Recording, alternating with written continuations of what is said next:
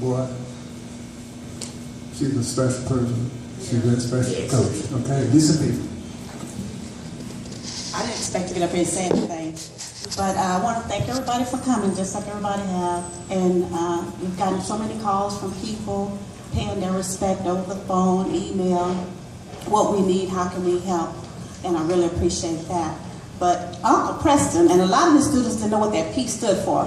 And so many people have come to Rockdale to his house that I have had to entertain for him too. And I would call him Uncle Preston, and they said, "Oh, that's what that P stands for." I said, "Yep." I said, P, Preston. And when Uncle Preston went to Washington, D.C. to be inducted into the Hall of Fame of Howard, I escorted him there.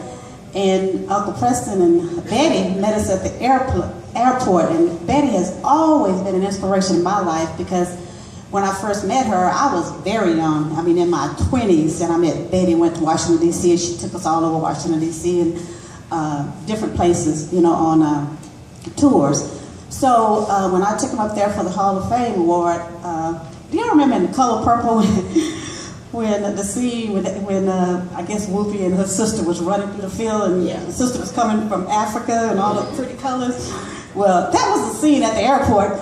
Uncle Preston said we could see Betty. She was about 2 or 3 carousels down, and this was at the Maryland airport. And Uncle Preston said, "There's Betty." Betty! Betty says, "Preston! Neil!" And I was pushing him towards her, and she was running towards him. He could see her out of all the people in that airport. And that was so funny to me.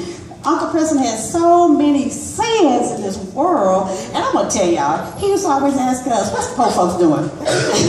And I was like, "I don't know what they're doing." He said, "Well, don't hang around, because you're going to be poor like they are." That was one of his favorite sayings. But he had so many more. He told me so many stories that I just cherished over the years and the different people that he's met. And Uncle Preston said he has been around the world 17 times. How many people do y'all know have been around the world 17 times? You know, and just being a little country boy from the sandy hills of Texas, you know, coming out the cotton fields, and he wanted something better for his life, you know.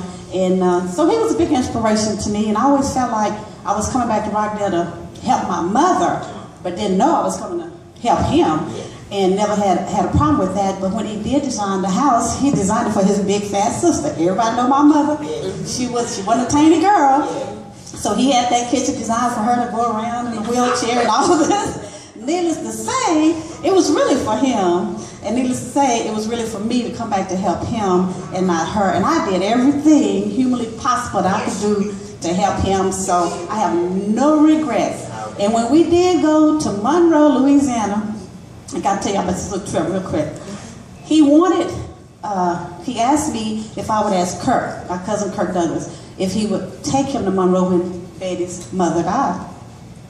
And I asked Kirk said, "Well, I can't do it."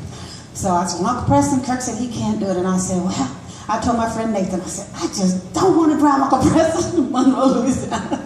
So Nathan woke up one morning about 5 o'clock. He said, "You know, I think I want to take him." I said, "You do?" He said, "Yeah." And so we took Uncle Preston, and Betty didn't know he was coming. And Uncle Preston kind of was trying to surprise her, but I had to call her because he was acting a little cantankerous, you know, didn't want to do some certain things and all this. And I told Preston, I said, "The car's not leaving until everything is settled here."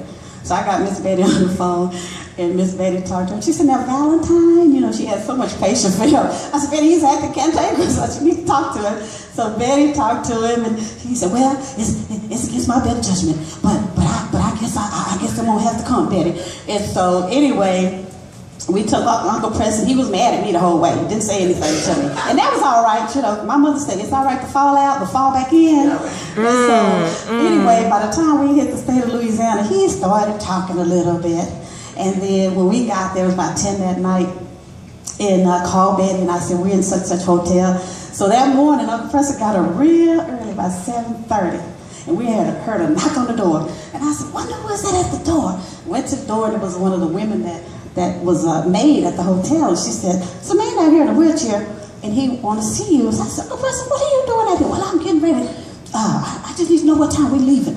You know, we need to be on time." And I said, "Uncle Preston, the funeral's at 11 o'clock. We're only 10 minutes away."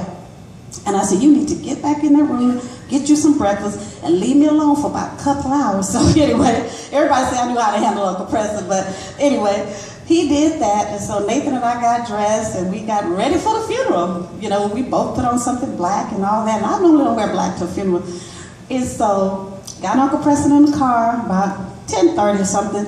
We get in the car, Uncle Preston said, we're not going to the funeral, we're going back to Rockdale. I said, Rockdale? I said, no, you're not. I said, we're going to the funeral because we dressed. So we did. We went by and spoke to Miss Betty, gave her a hug, and came back. But he talked all the way back to Rockdale. He never went to sleep, never stopped talking, told jokes. So on the way back, he was happy because he had seen Miss Betty. So anyway, I want to thank y'all, and thank you for asking me to say something, because I didn't want to say anything, but I thank you for asking me, and I thank the choir, and then the people that's going to help tomorrow, and I thank everybody. Thank you.